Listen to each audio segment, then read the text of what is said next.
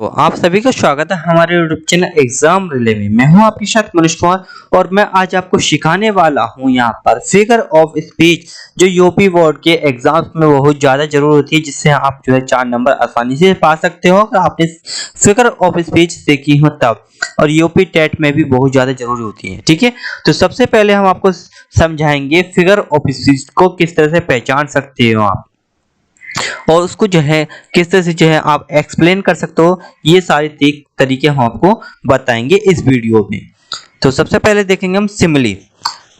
तो जानेंगे हम जो है सिमिली को हम हिंदी में क्या कहते हैं। सिमिली को हम हिंदी में कहते हैं उपमा अलंकार।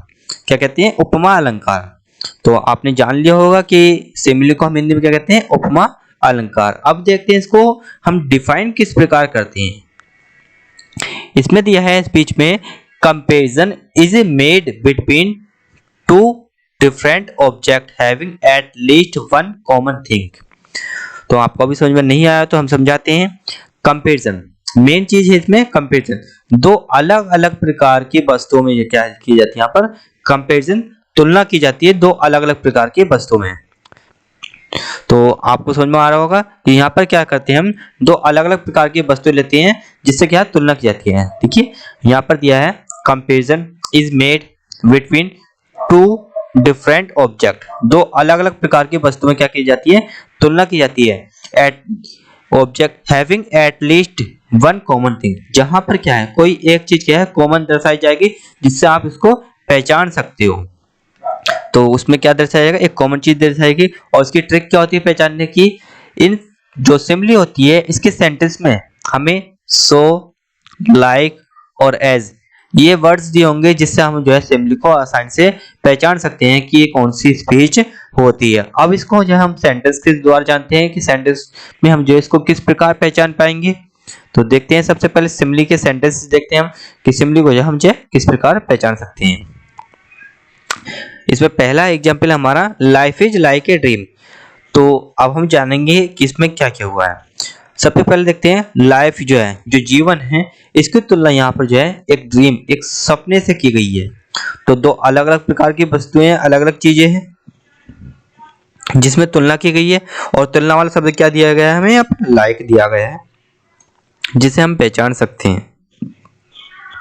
नेक्स्ट सेंटेंस देखते हैं हम, the night is as dark as black stone. जो नाइट है, जो रात है, उसकी तुलना किससे की गई है, एक काले पत्थर से की गई है। ठीक है, रात्रि की तुलना एक काले पत्थर से की गई है। और तुलना वाला शब्द क्या दिया गया है यहाँ पर, एज। यहाँ पर एज दिया गया है। तो आपने अच्छे तरह से पहचान लिया होगा कि यहाँ पर दो चीज के बीच में तुलना की गई है, एक नाइट है और काला पत्थर है। नेक्स्ट सेंटेंस देखते हैं हम, यहाँ पर है her face is like the moon. तो जो लड़की है उसके चेहरे की तुलना एक मून से, मतलब चंद्रमा से की गई है। लड़की के चेहरे की तुलना चंद्रमा से की गई है यहाँ पर। और तुलना वाला शब्द क्या दिया गया है हमें यहाँ पर, लाइक। तो आपने इसको अच्छी तरह से पहचान लिया होगा कि जो है यहाँ पर अलग अलग चीज दी गई है, एक हर फेस दिया गया है और एक द मून दिया गया है। तो इन दो चीज की तुलना की गई थी जिसमें क्या तुलना वाला शब्द क्या दिया गया था हमें, लाइक। नेक्स्ट सेंटेंस देखते हैं हम यहाँ पर। नेक्स्ट सेंटेंस है sage as phase as dew. तो जो लड़की है उसकी तुलना की गई है एक ड्यू से। ठीक है, और उसकी बूंद से की है। यहाँ पर कहा गया है एज फ्रेज, इतनी ताजा है, एज ड्यू जैसे कि उसकी बूंद। तो यहाँ पर तुलना वाला शब्द क्या दिया गया है यहाँ पर, एज।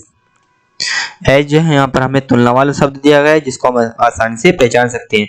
तो आपने यहाँ पर क्या सीखा कि जो सिमिली होती है उसकी पहचान क्या होती है, दो अलग अलग प्रकार की वस्तु में तुलना करना और तुलना वाला शब्द देना, ये सिमिली की पहचान होती है। तो आपको जो है अच्छी तरह से समझ में आ चुका है कि सिमिली को हम किस तरह से पहचान सकते हैं। आगे देखते हैं हम नेक्स्ट स्पीच। नेक्स्ट स्पीच है हमारी मेटाफर। अब सबसे पहले हम जानेंगे मेटाफर को हम हिंदी में क्या कहते हैं। मेटाफर को हम हिंदी में कहते हैं रूपक अलंकार।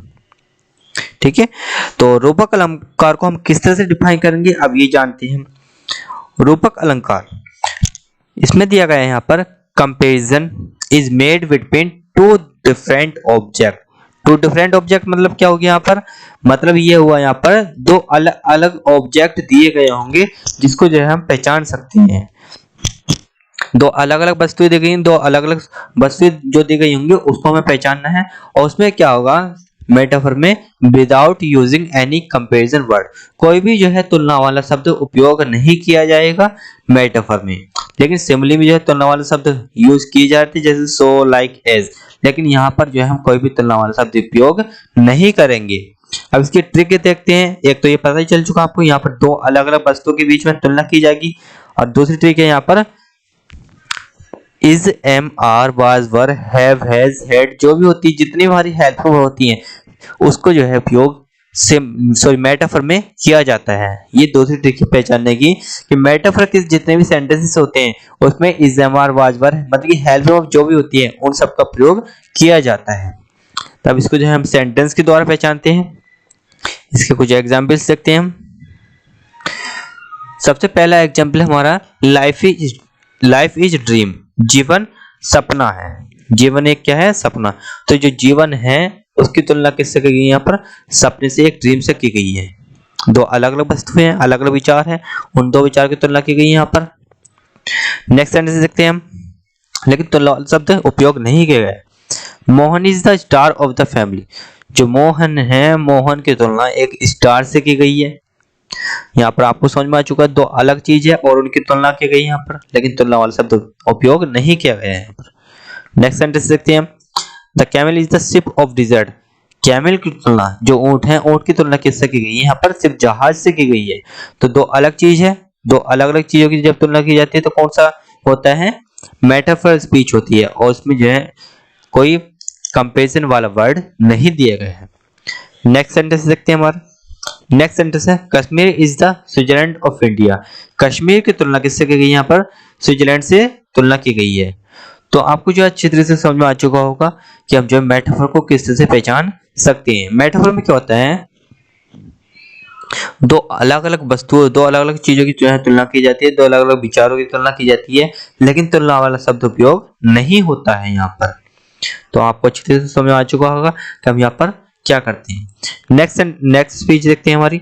नेक्स्ट स्पीच हमारी पर्सोनिफिकेशन। अब सबसे पहले हम जानेंगे पर्सोनिफिकेशन को हम हिंदी में क्या कहते हैं। तो पर्सोनिफिकेशन को हम हिंदी में बोलते हैं मानवीकरण अलंकार। अब डिफाइन करके देखते हैं इसको। In this figure of speech giving human qualities to object और थिंग्स, मतलब कि ह्यूमन क्वालिटीज दी जाएंगी किसमें? ऑब्जेक्ट और थिंग्स में। जो वस्तु होती हैं, जो चीजें होती हैं, जो वस्तु होती है, उनमें क्या है? ह्यूमन क्वालिटीज दी जाएंगी। जो निर्जीव चीज होती है, जो सजीव नहीं होके निर्जीव होती हैं, उन सब में हम क्या है? मानवीकरण, मानव के गुण डालेंगे, मानव वाली बातें कही जाएंगी, मानव के गुण दिए जाएंगे। ठीक है, आप अच्छे से समझोगे हमने यहाँ पर क्या बताया है कि जो निर्जीव वस्तुएं या चीजें होती है उसमें उसको सजीव दर्शाया जाएगा। कौन से अलंकार में? पर्सोनिफिकेशन में, मानवीकरण अलंकार में। इसकी ट्रिक है makes not human things same human, जो निर्जीव चीजें होती हैं उनको जो है सजीव दर्शाया जाता है। यहाँ पर ह्यूमन वाली बातें उनमें दर्शाई जाती हैं। अब इसको हम जो है एग्जाम्पल्स के द्वारा पहचानते हैं। तो कुछ एग्जाम्पल्स देखते हैं हम इसमें। जैसे कि हमारा पहला एग्जाम्पल है यहाँ पर, लव इज ब्लाइंड। ठीक है, तो यहाँ पर क्या दिया गया है? एक लव दिया गया है। लव प्रेम होता है, हिंदी में प्रेम बोलते हैं इसको। तो अंधा कौन होता है? व्यक्ति होता है। तो एक प्रेम है, एक भाव है, एक विचार है। जो भावना है उसको जो है हमने यहाँ पर जो है एक व्यक्ति के रूप में दर्शाया गया है, एक अंधा व्यक्ति के रूप में दर्शाया गया है। तो आप समझ में होंगे यहाँ पर क्या कहा गया है। जो एक भाव है, विचार, भाव जो लव है, उसको क्या है? एक व्यक्ति के रूप में दर्शाया गया है। मानव की जो है गुण उसमें दर्शाए गए हैं। ब्लाइंड कौन होता है? एक अंधा व्यक्ति होता है। नेक्स्ट सेंटेंस देखते हैं हम यहाँ पर। अनेक्सिटी, अनेक्सिटी होती है चिंता। Is sitting on her face, face क्या होता है? एक व्यक्ति का चेहरा, स्त्री का चेहरा या किसी का चेहरा हो सकता है, वो मानव के रूप में आता है। तो यहाँ पे क्या है? एक चिंता को जो है एक किसी व्यक्ति के चेहरे पर दर्शाया गया है। तो एक विचार था, एक भाव था। एनेक्सिटी चिंता का जो भाव था वह एक व्यक्ति के चेहरे पर दर्शा दिया गया है। तो आप समझोगे कौन सा अलंकार होंगे यहाँ पर? पर्सोनिफिकेशन। नेक्स्ट सेंटेंस देखते हैं हम यहाँ पर। Experience is the best teacher, experience का मतलब होता है अनुभव। जो अनुभव हो उस अनुभव है उसको एक अध्यापक दर्शा दिया गया है। अध्यापक कौन होता है? एक व्यक्ति होता है। तो अनुभव जो होता है, जो भाव था, उसको एक अध्यापक दर्शाया गया है यहाँ पर। तो आप अच्छी तरह से समझ गए होंगे यहाँ पर क्या हमने क्या कहा है। मतलब कि जैसे कि कोई विचार है या भाव है, उनको यहाँ पर जो है एक व्यक्ति के गुणों के रूप में दर्शाया जाता है। नेक्स्ट सेंटेंस देखते हैं यहाँ पर हम। नेक्स्ट सेंटेंस है हमारा, I am a daughter of earth and water. मतलब डॉटर कौन होती है? एक पुत्री है कि मतलब कि जो लड़की जो स्त्री होती है वो एक व्यक्ति के उसमें आती है। तो यहाँ पर क्या है, जो अर्थ है जो वाटर है, इन दो चीजों को यहाँ पे क्या है, व्यक्ति के गुणों में दर्शाया गया है। चाहे वो स्त्री हो या व्यक्ति हो, उनके गुणों में क्या है, दर्शाया गया है। तो निर्जीव चीजें जो होती हैं उनको सजीव ये दर्शाया जा रहा है, निर्जीव विचारों को सजीव दर्शाया गया है, एक व्यक्ति के गुणों में दर्शाया गया है। तो आप अच्छे से समझ गए होंगे यहाँ पर क्या होता है कि पर्सोनिफिकेशन में क्या होता है, निर्जीव विचारों को, निर्जीव वस्तु को सजीव मान लिया जाता है। अब हम देखते हैं नेक्स्ट स्पीच।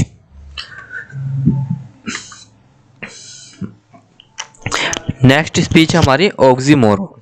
अब ऑक्सीमोरोन को हम हिंदी में क्या कहते हैं, सबसे पहले आपको ये पता होना चाहिए। अगर आपको नहीं पता है तो समझते हैं इसको। ऑक्सीमोरोन को हम हिंदी में बोलते हैं विरोधाभास। कौन सा अलंकार? विरोधाभास अलंकार, जिसमें क्या है, तो अलग अलग वस्तु मतलब कि इनका विरोध किया जाता है इसमें। तो इसको जो हम डिफाइन करके बताते हैं। Two opposite ideas are put together. दो अलग अलग विचार, दो मतलब कि विपरीत विचार जो है यहाँ पर एक साथ रखे जाते हैं। किसमें? ऑक्सीमोरोन में। ठीक, तो इसके ट्रिक देखते हैं। ट्रिक हमारी अपोजिट वर्ड। यहाँ पर क्या दिया गया होगा? अपोजिट वर्ड दिए होंगे। कौन सी में? ऑक्सीमोरोन में। इसके कुछ एग्जाम्पल्स देखते हैं जिसके द्वारा हम जो है पहचानेंगे कि ये जो है कौन सी स्पीच है। जैसे कि पहला एग्जाम्पल हमारे यहाँ पर, लव इज बिटर स्वीट। अब यहाँ पे क्या है? प्रेम है, तो प्रेम इज बिटर स्वीट, मतलब दो विपरीत वर्ड दे दिए हैं यहाँ पर हमें। बिटर होता है कड़वा और स्वीट का होता है मीठा। तो दो अलग अलग वर्ड दे दिए, विपरीत शब्द दे दिए यहाँ पर। तो आप समझ गए होंगे यहाँ पर कौन सी स्पीच होगी? ऑक्सीमोरोन। नेक्स्ट सेंटेंस देखते हैं हम यहाँ पर। नेक्स्ट सेंटेंस हमारा, nothing have and having nothing. उसके पास कुछ नहीं है एंड ही है तो ऑल, फिर भी सब कुछ है। तो यहाँ पर जो है नथिंग भी दे दिया है और ऑल भी दे दिया है। दो अपोजिट वर्ड एक साथ दे दिए गए हैं। तो कौन सा अलंकार होगा यहाँ पर? विरोधाभास अलंकार। नेक्स्ट सेंटेंस देखते हैं हम यहाँ पर। नेक्स्ट सेंटेंस हमारा, this is an open secret. Open क्या होता है? खुला हुआ होता है, और सीक्रेट क्या होता है? एक रहस्य बंद होता है। तो दो अपोजिट वर्ड यहाँ पर एक साथ दे दिए गए हैं। तो कौन सा अलंकार होगा यहाँ पर? ऑक्सीमोरोन। नेक्स्ट सेंटेंस देखते हैं हम यहाँ पर, a pleasing pain of love. Pain क्या होता है? दर्द होता है, और लव क्या होता है? प्रेम होता है। तो दो अपोजिट वर्ड यहाँ पर दे दिए गए हैं। तो कौन सा अलंकार होगा? ऑक्सीमोरोन। आप यहाँ पर अच्छे से समझ गए होंगे कि यहाँ पर क्या होता है, दो अलग अलग वर्ड मतलब विपरीत शब्दों की तुलना, विपरीत शब्द दिए जाते हैं, एक दूसरे के जो विपरीत होते हैं वे शब्द यहाँ पर दिए जाते हैं ऑक्सीमोरोन में। तो आपको ये अच्छे से समझ में आ रहा होगा। अब हम देखते हैं नेक्स्ट स्पीच। नेक्स्ट स्पीच हमारी एपोस्ट्रोफी। एपोस्ट्रोफी को हम हिंदी में क्या कहते हैं, सबसे पहले हमें ये पता होना चाहिए। तो एपोस्ट्रोफी को हम हिंदी में बोलते हैं संबोधन। इसमें क्या संबोधित किया जाता है, इसको हम डिफाइन करके बताते हैं। An apostrophe is a direct address to the dead, to the absent or personified object or idea. इसमें क्या होता है, मरे हुए व्यक्ति या फिर अनुपस्थित व्यक्ति को या फिर मानवीकृत पदार्थ को या विचार हो कोई भी, उसको जो है स्पष्ट रूप से संबोधित करके दर्शाया जाता है। यहाँ पर क्या है, इन सब चीजों को जो है संबोधित किया जाता है किसी चिन्ह के द्वारा या फिर किसी तरह से जो संबोधित कर देते हैं यहाँ पर। तो इसकी ट्रिक देखते हैं। ट्रिक है यहाँ पर, इसमें क्या है, मार्क दिया होगा, कोई से मार्क दे दो, क्वेश्चन मार्क या फिर कॉमा, फुल स्टॉप या फिर एक्सक्लेमेशन मार्क। तो इस टाइप की जो है मार्क यहाँ पर दिए गए होंगे, जिससे कि आप एपोस्ट्रोफी को अच्छी तरह से पहचान सकते हो। तो इसके कुछ एग्जाम्पल सकते हैं हम यहाँ पर। जैसे पहला एग्जाम्पल हमारे यहाँ पर ब्रेक ब्रेक ब्रेक। तो यहाँ पर क्या दिया गया है, यहाँ पर ये कॉमे दे दिए गए हैं, जिससे आप पहचान सकते हो कि यहाँ पर कौन सी स्पीच होगी, कौन सी स्पीच होगी, एपोस्ट्रोफी। नेक्स्ट सेंटेंस देखते हैं हम यहाँ पर। नेक्स्ट सेंटेंस हमारा ओ होली नाइट। तो यहाँ पर क्या गया है, एक एक्सक्लेमेशन मार्क दिया गया है यहाँ पर, जिससे आप पहचान सकते हो कि अपोस्ट्रोफी यहाँ पर स्पीच है। नेक्स्ट सेंटेंस देखते हैं। नेक्स्ट सेंटेंस में हमें यहाँ पर जो है 3 बार एक्सक्लेमेशन मार्क दिया गया है, जिससे आप आसानी से पहचान सकते हो कि कौन सी स्पीच होगी यहाँ पर, अपोस्ट्रोफी। नेक्स्ट सेंटेंस देखते हैं। O grave where is the victory, यहाँ पर 2 मार्क दिए गए, एक कॉमा दिया गया है और दूसरा क्वेश्चन मार्क, जिससे आप आसानी से पहचान सकते हो। तो आपको अच्छे से समझ आ चुकी होंगी ये स्पीच कि अपोस्ट्रोफी को हम कैसे पहचानेंगे, जिसमें क्या है कोई भी मार्क दिया गया होगा वहां पर क्या आएगा, अपोस्ट्रोफी फिगर ऑफ स्पीच होगी। नेक्स्ट स्पीच देखते हैं आप। नेक्स्ट स्पीच हमारी हाइपरबोल। हाइपरबोल को हम हिंदी में क्या कहते हैं, हाइपरबोल को हम हिंदी में कहते हैं अतिशयोक्ति अलंकार। अब इसको डिफाइन करके बताते हैं हम। जैसे पहले यहाँ पर दिया गया है, यहाँ पर थिंग्स और पर्सन्स आर रिप्रेजेंट दोबारा दर्शाए जाते हैं, द्वारा उपस्थित दर्शाते हैं एज ए ग्रेटर, मतलब कि ग्रेटर मतलब बड़े और लेस छोटे, बेटर अच्छे, वर्स बुरे, देन दे एक्चुअली आर जो वास्तव में वे होते हैं यहाँ पर जो है वही वे दर्शाए जाते हैं, छोटे हैं, बड़े हैं, अच्छे हैं, बुरे हैं, कैसे भी व्यक्ति हो उन सबको जो है यहाँ पर वैसा ही दर्शाया जाता है जैसे कि वे वास्तव में होते हैं। ठीक है, तो हम यहाँ पे जो है कुछ एग्जाम्पल्स के द्वारा इनको पहचानने की कोशिश करते हैं। जैसे कि पहला एग्जाम्पल यहाँ पर हमें दिया गया है, देयर चीफ, उनका जो चीफ है वाज माउंटेन हाई, पर्वत के समान ऊंचा है।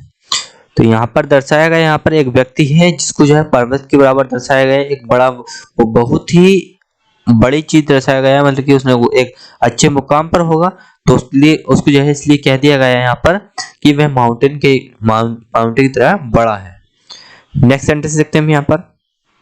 सी सीड ओशियंस टीयर्स, जो लड़की है वो ओशियंस टीयर मतलब समुद्र के आंसू बहा रही है। तो यहाँ पर आप समझ गए होंगे कि यह छोटी सी छोटी चीज को भी बड़ा दर्शाया जाता है या बड़ी सी चीज को यहाँ पर छोटा दर्शाया जाता है। ठीक है, तो नेक्स्ट सेंटेंस देखते हैं हम यहाँ पर। नेक्स्ट सेंटेंस हमारा 10,000 saw I at a glance, मतलब 10,000 उसने जो है एक बार में देखी, मतलब पहली बार उसने देखे होंगे तो इतनी बड़ी चीज देखी उसने, तो आप समझेंगे होंगे यहाँ पर कौन सी स्पीच होगी। ठीक, हाइपरबोल। नेक्स्ट सेंटेंस देखते हैं हम यहाँ पर। नेक्स्ट सेंटेंस हमारा rivers of blood flooded in the battle, मतलब जो युद्ध होते हैं, युद्ध में क्या है खून की नदियां बह जाती हैं। तो यहाँ पर जो है एक जो खून होता है उसको जो है नदी के समान दर्शाया गया है, मतलब बहुत बड़ी चीज दर्शाया गया है, खून के समान बह रही है, मतलब जो खून है वो नदी के समान पानी के समान बह रहा है। तो आप अच्छे तरीके से समझ गए होंगे यहाँ पर कि हाइपरबोल में अतिशयोक्ति जो अलंकार है उसमें क्या दर्शाया जाता है। नेक्स्ट स्पीच देखते हैं हम। नेक्स्ट स्पीच हमारी ओनोमेटोपिया। ओनोमेटोपिया को हम जो है हिंदी में क्या बोलते हैं ये आपको पता होना चाहिए कि ओनोमेटोपिया को हम हिंदी में क्या बोलते हैं। जो ओनोमेटोपिया होती है उसको हम हिंदी में बोलते हैं ध्वनि सूचक अलंकार। क्या बोलते हैं, ध्वनि सूचक अलंकार। अब इसको हिंदी में कैसे डिफाइन करेंगे हम। Onomatopoeia is that figure of speech in which sound suggests its meaning, जो आवाज होती है वो बताती है उसका मीनिंग क्या होगा, उसका मतलब क्या होगा। यहाँ पर कौन सी स्पीच में, ओनोमेटोपिया में। अब इसकी एक ट्रिक देखते हैं। ट्रिक में क्या होता है, ट्रिक में इसमें साउंड से हम पहचान सकते हैं कि यहाँ पर कौन सी स्पीच होती है। कुछ एग्जाम्पल्स देखते हैं जिसके द्वारा हम इसको पहचान सकते हैं कि हम इसकी पहचान कैसे करेंगे। यहाँ पर पहला एग्जाम्पल दिया गया है हमारा, grunt grunt goes the pig, जो स्वर होता है वो ग्रंट ग्रंट करते हुए चल जाता है। तो यहाँ पर क्या है, जो आवाज दी गई है किसकी दी गई, स्वर की आवाज दी गई है, तो आवाज से आप पहचान सकते हो कि वहां पर कौन सी स्पीच है, ओनोमेटोपिया। नेक्स्ट सेंटेंस देखते हैं। नेक्स्ट सेंटेंस हमारा द स्नेक हिसेस, जो सांप होता है वो क्या करता है, हिस यही करता है, यही आवाज निकालता है, हिस की आवाज निकालता है। तो यहाँ पर क्या है, स्नेक की आवाज दी गई है, तो यहाँ पर आप पहचान सकते हो कौन सी स्पीच होगी, ओनोमेटोपिया। नेक्स्ट सेंटेंस देखते हैं हम यहाँ पर। नेक्स्ट सेंटेंस हमारा द डॉग्स बार्क, कुत्ते भौंकते हैं। तो यहाँ पर जो है भौंकने की आवाज दी गई है, तो आप समझेंगे होंगे कौन सी स्पीच होगी, ओनोमेटोपिया। नेक्स्ट सेंटेंस देखते हैं हम। नेक्स्ट सेंटेंस है मर्मरिंग ऑफ बीज, तो जो है बीज जो होती है उनकी आवाज होती है ये। तो आप अच्छे से समझ गए होंगे यहाँ पर क्या है, ओनोमेटोपिया में क्या होता है, यहाँ पर जो है आवाज के द्वारा हमें पहचानना होता है कि कौन सा सेंटेंस है और कौन सी इसकी स्पीच होगी। तो आज का वीडियो आपको कैसा लगा हमें कमेंट सेक्शन में कमेंट करके जरूर बताइएगा, ताकि आप और जो है हम आपको अच्छे से अच्छे वीडियो आपको बना के दे सकें। और हमें कमेंट में जरूर बताइए कि आपको किस सब्जेक्ट पर वीडियो चाहिए। और जिसने भी हमारे चैनल को सब्सक्राइब नहीं किया है वो हमारे चैनल को सब्सक्राइब कर लें, ताकि आने वाले न्यू वीडियोस के नोटिफिकेशन वो जल्दी से जल्दी अपने चैनल पर, अपने यूट्यूब चैनल पर पा सकें। ठीक है, तो अब कल मिलते हैं एक नई वीडियो के साथ, तब तक के लिए नमस्कार।